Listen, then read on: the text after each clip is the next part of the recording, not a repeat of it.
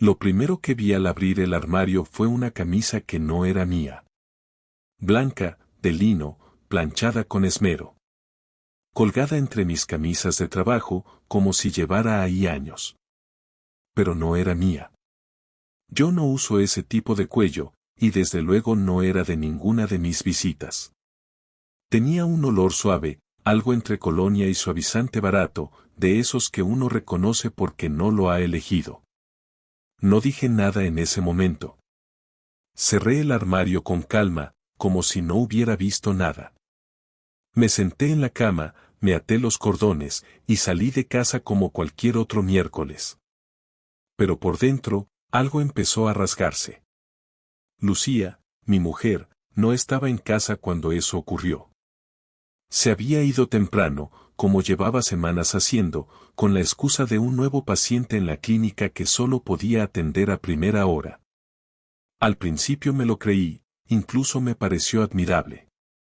Ahora, con esa prenda de otro hombre entre mis cosas, empezaba a pensar que había sido demasiado idiota. La cuestión es que yo no soy celoso. Nunca lo fui. Y eso hizo que todo esto me pillara sin preparación, sin herramientas para entenderlo, ni procesarlo. Me pasé el resto del día en la oficina sin poder concentrarme. Las letras bailaban en la pantalla del ordenador, y mientras mis compañeros hablaban de fútbol o de sus vacaciones en la costa, yo solo pensaba en esa maldita camisa. ¿Quién se cambia de camisa en una casa ajena? Esa pregunta me atormentó durante horas. No era solo la prenda. Era su ubicación. Su limpieza. Su descaro. Esa noche, cuando Lucía volvió a casa, la observé como si fuera otra persona. Y por primera vez en años, vi lo que siempre había estado ahí y yo no había querido ver.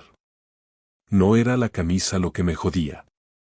Era la sensación de que ella ni siquiera se había molestado en esconderla bien. Esa noche me costó dormir. Me acosté junto a Lucía como si nada, con la espalda dándome la suya, como todas las noches desde hacía meses. No hubo conversación, ni roce, ni ese típico buenas noches mecánico que solía decir con la voz apagada. Me limité a mirar el techo durante horas, repasando cada detalle de los últimos días.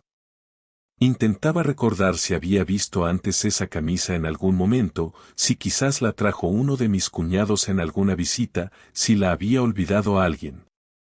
Pero no. Ni una sola imagen encajaba.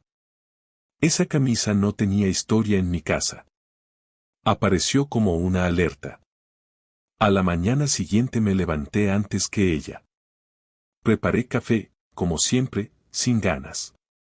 Ella entró a la cocina descalza, con su moño rápido y el albornoz gris, el mismo de siempre. Me dio un beso corto en la mejilla y fue directa a servirse una taza. Nada en su gesto mostraba preocupación o nerviosismo. La naturalidad con la que se movía por la cocina, hablando sobre el tráfico y sobre una paciente nueva, me dio más rabia que la camisa. No puedes actuar así si escondes algo. O eso pensaba yo, ingenuo. La verdad es que sí se puede, y ella lo hacía mejor de lo que jamás hubiera imaginado. Decidí no decir nada. Todavía no. Preferí observar. Si había una historia detrás de esa prenda, quería entender cómo encajaba en su rutina, en nuestros días. Me propuse seguir su ritmo de cerca sin levantar sospechas. Tomé una semana de vacaciones en el trabajo alegando estrés. Lo dije con tal cara de agotamiento que mi jefe no me puso ni una pega. A partir de ahí, empecé a notar cosas que antes se me habían escapado. La llamada diaria que antes hacía a media mañana desde la clínica ya no llegaba. Decía que estaba ocupada con sesiones dobles o que tenía que hacer recados. Algunas tardes volvía más tarde de lo normal, con la excusa de me he liado hablando con una paciente que está pasando por un divorcio muy duro o he tenido que esperar al técnico del aire acondicionado. Yo asentía, le sonreía y le ofrecía una cerveza, sin decir nada. Pero por dentro estaba haciendo un inventario detallado de cada movimiento suyo. Lo que más me molestaba no era que mintiera, era que pensara que yo no me daba cuenta. Había momentos en los que quería gritarle que ya sabía todo, que no hacía falta que adornara tanto las mentiras, que podía ahorrarse las anécdotas falsas y las frases largas. Pero me contenía. No era el momento. El jueves decidí seguirla. Me pareció estúpido al principio, como si estuviera actuando en una mala película de sobremesa, pero necesitaba respuestas. No podía simplemente quedarme en casa esperando a que la verdad me cayese encima. Llevó su coche a la clínica como siempre, a las 8:30. Yo salí detrás en el mío, aparqué a unas manzanas de distancia y esperé. A eso de las 12 del mediodía la vi salir del edificio. No llevaba bata, ni bolso de trabajo, solo su chaqueta vaquera y una bolsa de tela. Caminaba deprisa, con esa cara seria que pone cuando está concentrada en algo. Subió a su coche y se alejó. La seguí con cuidado, sin pegarme demasiado, bajando el volumen de la radio y sudando como un idiota. Tomó dirección hacia el centro, pero no paró en ningún sitio habitual. Finalmente aparcó cerca del puerto. Me bajé y la observé desde la acera opuesta. Se quedó dentro del coche un par de minutos, mirando el móvil. Luego, sin más, se bajó y cruzó la calle hacia un pequeño hotel que estaba medio escondido entre cafeterías y apartamentos turísticos. Lo reconocí al instante. Era el típico sitio que usaban parejas para encuentros cortos. No tenía cartel luminoso, ni recepcionista a la vista. Solo un timbre y una puerta de cristal que se abría hacia un pasillo estrecho. Esperé. Pensé que entraría sola y que quizá me estaba equivocando. Que tal vez había una reunión o que vería salir a una compañera de trabajo. Pero no a los 5 minutos, apareció un tipo. Más joven que yo, pelo corto, barba recortada, con una camiseta ajustada que dejaba claro que se pasaba tiempo en el gimnasio. Caminaba con seguridad, como si no fuera la primera vez que hacía ese trayecto. Entró sin mirar a los lados y la puerta se cerró tras él. Me quedé allí, quieto. No tenía pruebas de nada, pero no las necesitaba. Ya estaba claro. El tipo de la camisa tenía cara, cuerpo y dirección. Y mi mujer no estaba en una consulta médica ni en la ferretería. Estaba en un hotel barato con otro. No hice nada más. Me volví al coche, conduje hasta casa y me senté en el sofá durante horas. No lloré, no grité, no rompí nada. Solo pensé. Pensé en todo lo que se había ido al carajo sin yo enterarme. Pensé en las cenas en las que hablábamos de nada mientras ella fingía. Pensé en que seguramente, mientras yo lavaba los platos o colgaba la ropa, ella ya se había acostado con ese tío. Y lo peor de todo, pensé que ni siquiera se le notaba. Ya no me quedaba duda. Mi mujer tenía una vida paralela. Y yo había estado viviendo en la sombra. Pero eso no iba a seguir así. No ahora que lo sabía. El siguiente paso estaba claro. Al día siguiente actué con la frialdad de un funcionario sellando papeles. Me levanté temprano, preparé café, me duché, me vestí como cualquier otro viernes. Lucía salió de la habitación justo cuando yo me abotonaba la camisa. Me saludó con su tono habitual, un poco distraída, como si tuviera muchas cosas en la cabeza. Le respondí sin mirarla y me fui a la cocina. Ella se sentó frente a mí como si nada, sacó el móvil y empezó a escribir. No tuve que adivinar a quién. Esa costumbre de escribirle al paciente con ansiedad justo a las 8 de la mañana era demasiado constante como para ser casualidad. Pero no dije nada. Comimos en silencio durante un rato, y cuando terminó su café se levantó, me besó en la frente y dijo que volvería tarde porque tenía una reunión larga con la gerente del centro. Ese fue el momento. Me levanté despacio, fui tras ella al pasillo y le dije, con un tono tan calmado que me sorprendió a mí mismo, Lucía, antes de que salgas, quiero hablar contigo. Ella se giró con una expresión que se movía entre la sorpresa y la incomodidad.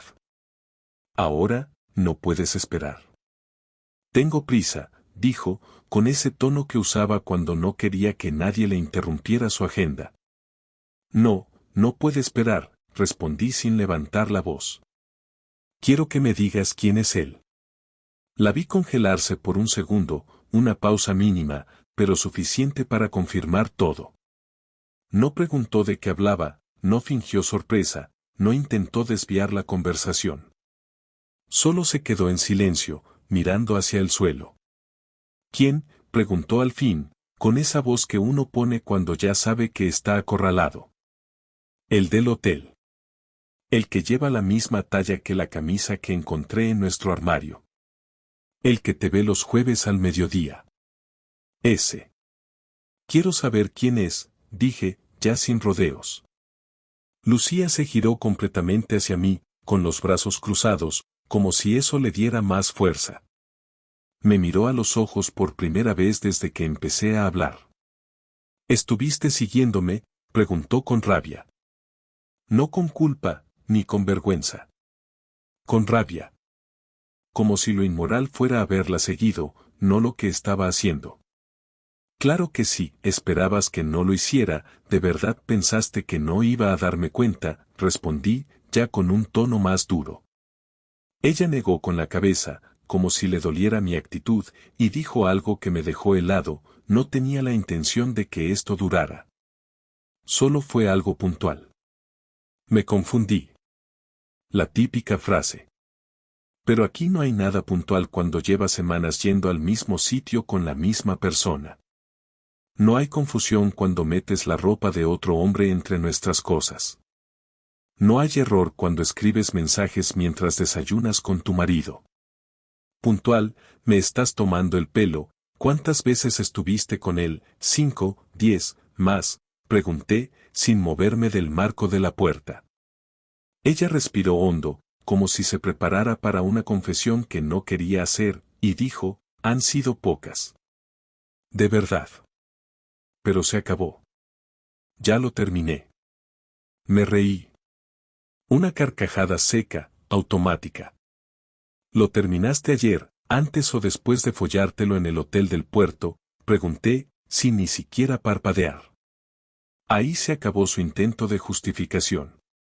Empezó a gritar, a soltar frases desordenadas, que si yo también había estado distante, que si ya no hablábamos, que si me pasaba más tiempo en la oficina que con ella, que si me volvía aburrido, que si la rutina la mataba. Todo eso, como si fuera una lista de excusas para convertir su decisión en culpa compartida. Pero no me tragué nada. Podrías haberme dejado. Podrías haber pedido un tiempo. Podrías haber hablado. Pero no. Elegiste mentir, esconder, engañar. No me jodas con que es culpa mía, le solté, alzando la voz por primera vez. Ella empezó a llorar, pero ni siquiera parecía triste. Lloraba por frustración, por verse descubierta, por el giro de los acontecimientos. No había arrepentimiento en sus ojos, solo cansancio. Como si lo único que lamentara fuera que ahora tenía que enfrentarse a las consecuencias. No quería hacerte daño, murmuró. Pues qué pena, porque lo hiciste, le respondí sin rodeos. El resto de la conversación fue una mezcla de reproches, frases sin sentido y silencios largos. Intentó convencerme de que podíamos superarlo, que era solo una crisis, que podríamos ir a terapia, hablar con alguien. Me hablaba de reconstruir lo que ella misma había dinamitado. No me mires como si fuera una desconocida. Soy la misma Lucía que se casó contigo, dijo, en un momento de desesperación. No, ya no lo eres. La mujer que se casó conmigo no mentía. No escondía a otros hombres en hoteles mientras yo trabajaba. Tú ya no eres ella, le contesté. Al final se quedó callada. Sabía que no había nada que pudiera decir. Me pasé toda la noche sin dormir, sentado en el sofá, con su última frase resonando en mi cabeza. Fue un error, Javier. No te quiero perder. Pero el problema era que ella ya me había perdido. Desde el primer día que eligió a otro. La decisión de vengarme no fue inmediata. Durante 2 días me limité a estar en casa sin decir mucho, sin discutir, sin tocarla, sin mirarla durante más de unos segundos. Lucía intentaba actuar como si el tiempo pudiera borrar lo que había pasado, como si con hacer la comida y preguntarme cómo estaba bastara para reconstruir algo que ya no tenía forma. Yo respondía con monosílabos y movimientos mecánicos, no porque no supiera qué decir, sino porque no quería desperdiciar palabras con alguien que había decidido mentirme en mi propia casa. La idea de la venganza surgió la segunda noche, cuando la vi escribir un mensaje a escondidas mientras pensaba que yo dormía. No necesitaba ver la pantalla para saber que era él. El gesto era el mismo, el leve cambio en la postura, la manera en que sujetaba el móvil con ambas manos como si fuera algo frágil. No me enfadé, solo me calmé más. No había nada que salvar, pero sí algo que ajustar. No iba a insultarla, ni gritarle, ni montar un drama en mitad de la calle. Eso le habría dado la oportunidad de presentarse como víctima. Mi plan tenía que ser limpio, medido, silencioso y definitivo. Lo primero que hice fue copiar toda la información que tenía en su ordenador personal.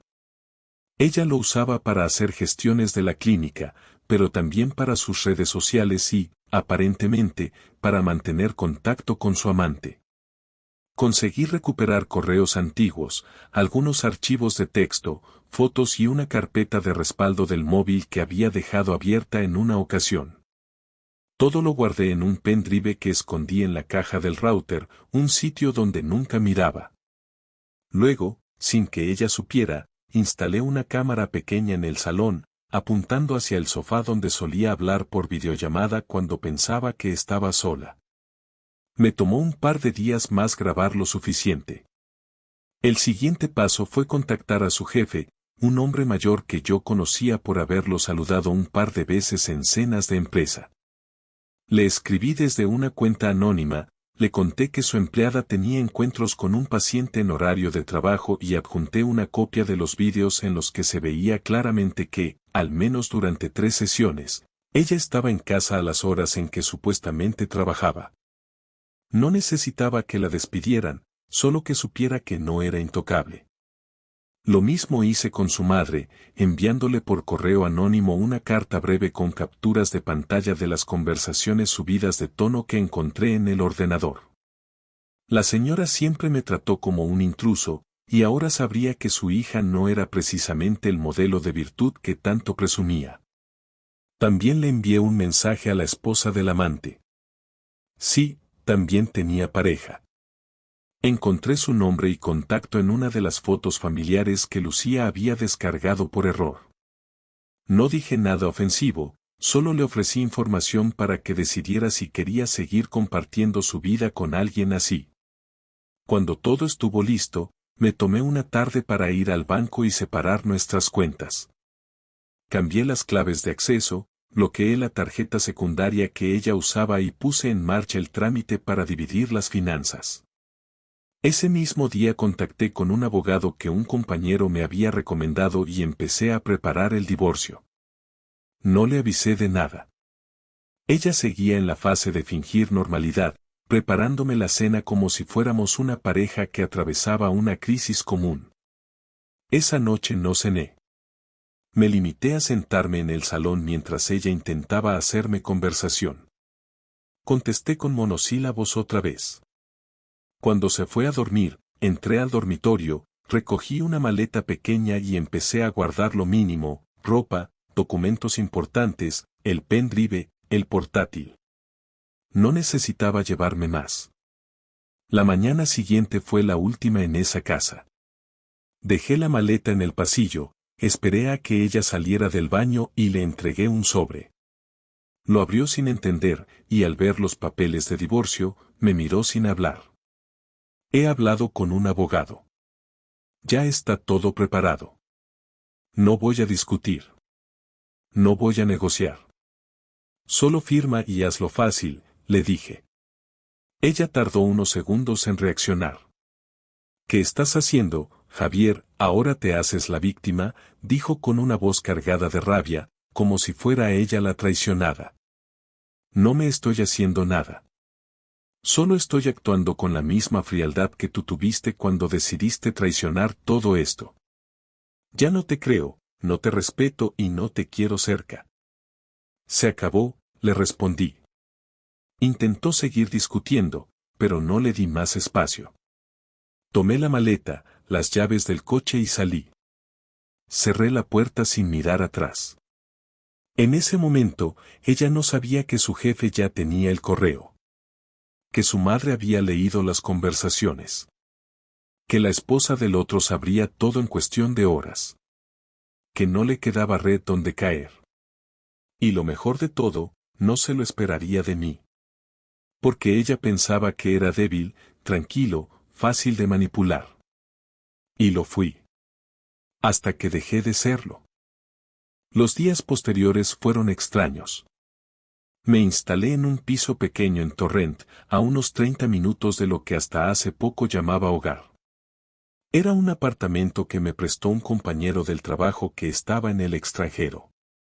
No tenía muchas comodidades, apenas una cama vieja, una mesa y una silla, pero no necesitaba más. Era un lugar silencioso, sin recuerdos. Eso era justo lo que buscaba. En la primera semana no respondí ninguno de los mensajes de Lucía. Tampoco cogí sus llamadas. No quería escuchar explicaciones vacías ni promesas recicladas. Pero el jueves por la noche me escribió un mensaje que me hizo pensar.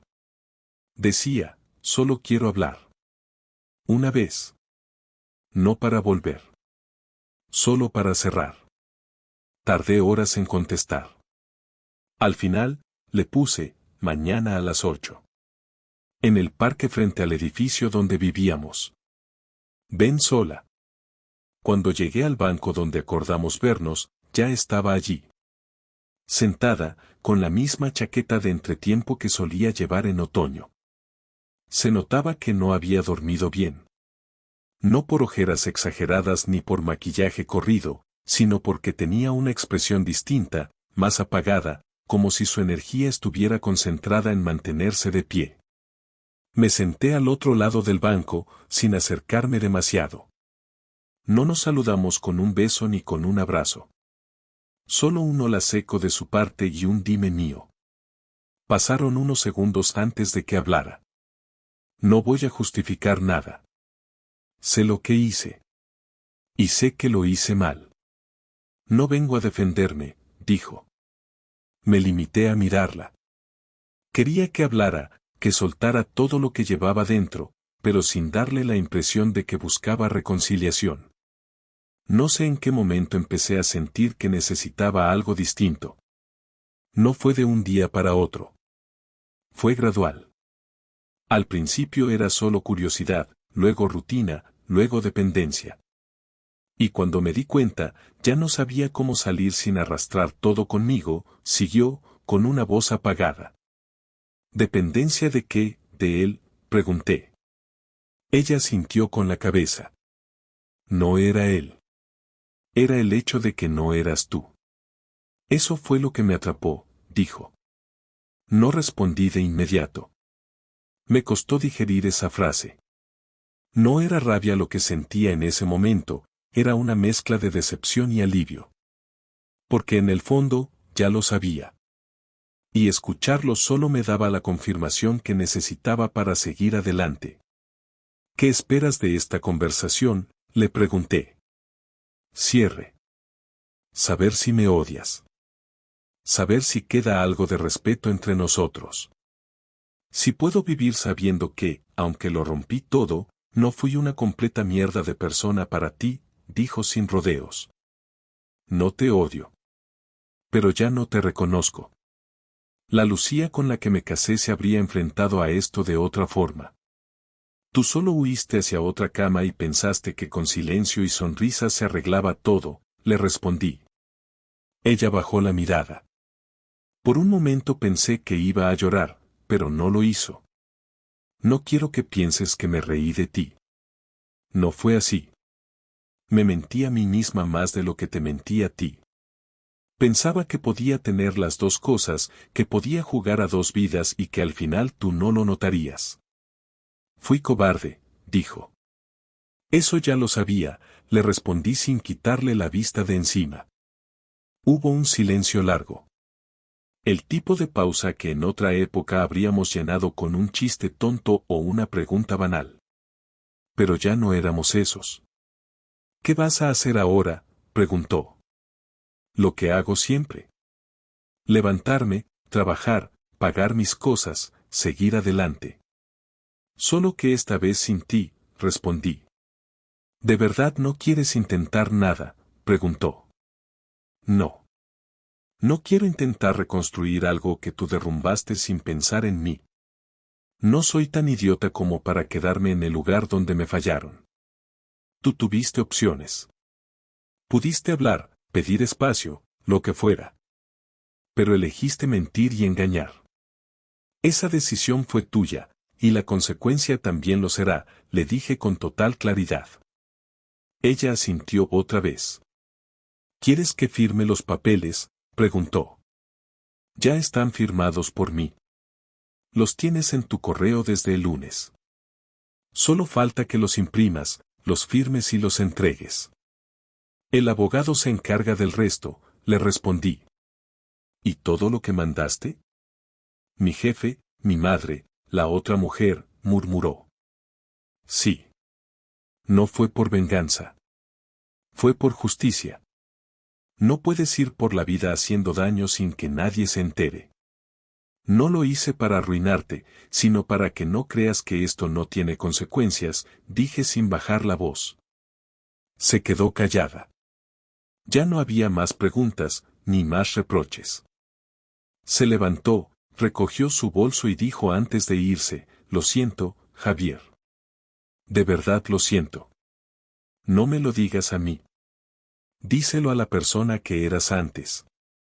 Esa es a la que traicionaste primero, respondí sin levantarme. Caminó unos metros, se detuvo, miró hacia atrás, pero ya no le devolví la mirada. Me quedé allí, respirando el mismo aire de siempre, pero sabiendo que ya no era el mismo hombre. Después de esa conversación no volví a saber de ella en persona. Recibí un mensaje el martes siguiente avisándome que había firmado los papeles y los había entregado al abogado. Nada más. No preguntó cómo estaba, no intentó volver a hablar.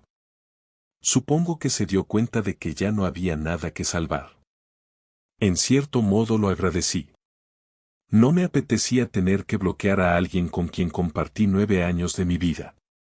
Prefería que simplemente se desvaneciera. En el trabajo no conté muchos detalles. Solo dije que estaba pasando por un divorcio y que necesitaba unos días de tranquilidad, sin turnos extra ni llamadas los fines de semana. Mi jefe no hizo preguntas, mis compañeros tampoco. Creo que todos intuyeron que no era un tema para bromas ni consejos. Las primeras semanas en el nuevo piso fueron frías, no por la temperatura, sino porque no había nada que me resultara familiar. Dormía con la persiana medio abierta, no por miedo ni por costumbre, sino porque no quería levantarme y encontrarme en la oscuridad con el peso de la casa callada. Las comidas eran simples, sin horarios. Comía cuando tenía hambre, no cuando tocaba. Empecé a salir a caminar por las noches sin rumbo, sin destino. Solo andar. No buscaba claridad ni consuelo. No creía en eso de que el tiempo cura todo. Lo que el tiempo hace, en realidad, es empujarte hacia adelante aunque no quieras. Un sábado cualquiera, mientras ordenaba unas cajas con documentos antiguos, encontré un álbum de fotos. No lo había abierto desde que me mudé. Lo hojeé sin apuro. Ahí estaba todo, nuestras primeras vacaciones, la cena con sus padres, las fotos de la boda en Altea, las de la terraza de aquel piso viejo donde vivimos los 2 primeros años. Al mirarlas no sentí dolor, ni rabia, ni ganas de romper nada. Sentí algo más seco, más neutral. como si estuviera viendo la vida de otra persona. No había nostalgia, solo constatación de hechos. Eso pasó. Así fue. Y ya está. Unos días después volví al edificio donde vivíamos juntos. No para verla ni para hablar con nadie, sino porque necesitaba recoger un par de libros y una caja con herramientas que olvidé en el trastero. El portero me saludó con ese tono que usan los que saben más de lo que dicen. ¿Qué tal todo, Javier?, me preguntó. En marcha, respondí. Mientras sacaba las cosas del trastero, un vecino me vio y bajó a ayudar. Era uno de esos tipos que siempre fue amable, sin ser amigo realmente. Me ofreció una cerveza y hablamos un rato en el portal. Sin querer, la conversación giró hacia Lucía. Me contó que desde que me fui, no se le veía mucho. Que apenas hablaba con los vecinos. Que parecía apagada. No comenté nada. No buscaba saber si sufría o si se arrepentía. Esa parte ya no me pertenecía. La última vez que hablé con alguien relacionado con ella fue cuando me llamó su madre, semanas después del divorcio. Me sorprendió. Me pidió disculpas. Me dijo que se sentía engañada, decepcionada. Que nunca imaginó que su hija fuera capaz de algo así. Le dije que no hacía falta que me pidiera perdón. Que Lucía era adulta y sus decisiones eran solo suyas. Ella lloró un poco. Me agradeció los años en los que, según sus palabras, cuidé de su hija mejor que nadie. Esa llamada fue extraña pero necesaria. Cerró una puerta que yo no sabía que había quedado abierta.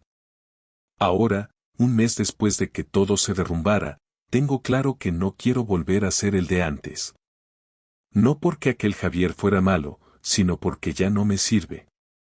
Era un tipo que confiaba sin mirar, que daba sin esperar nada a cambio, que creía que el amor bastaba para mantener a flote cualquier cosa. Ese hombre ya no está. En su lugar hay alguien más escéptico, más sereno, más lento para entregar confianza. Alguien que entiende que una relación no se sostiene solo con cariño, sino con respeto mutuo, con la capacidad de decir las cosas aunque duelan. No me volví cínico ni amargado, pero sí más cuidadoso. No estoy buscando a nadie. No siento necesidad de llenar el espacio con otra persona. Salgo con amigos, vuelvo a ver a mi hermano los domingos, cocino para mí mismo con calma, sin apuros. Me apunté a clases de fotografía, algo que siempre quise hacer y para lo que nunca había encontrado el momento. No lo hago por distraerme, sino porque ahora el tiempo me pertenece de nuevo. Me doy permiso para aburrirme, para quedarme en silencio, para no tener que rendir cuentas a nadie. Si me preguntan qué aprendí, diría que uno no conoce del todo a la persona con la que vive. No porque esconda secretos, sino porque todos somos capaces de cosas que no imaginamos cuando estamos cómodos. También aprendí que uno puede reconstruirse sin necesidad de vengarse con violencia, sin necesidad de hacer ruido. Que cerrar una etapa no tiene por qué ser una guerra. A veces es solo cuestión de firmar, cerrar la puerta y no volver. Y eso fue lo que hice. Cerré esa puerta. Y no volví.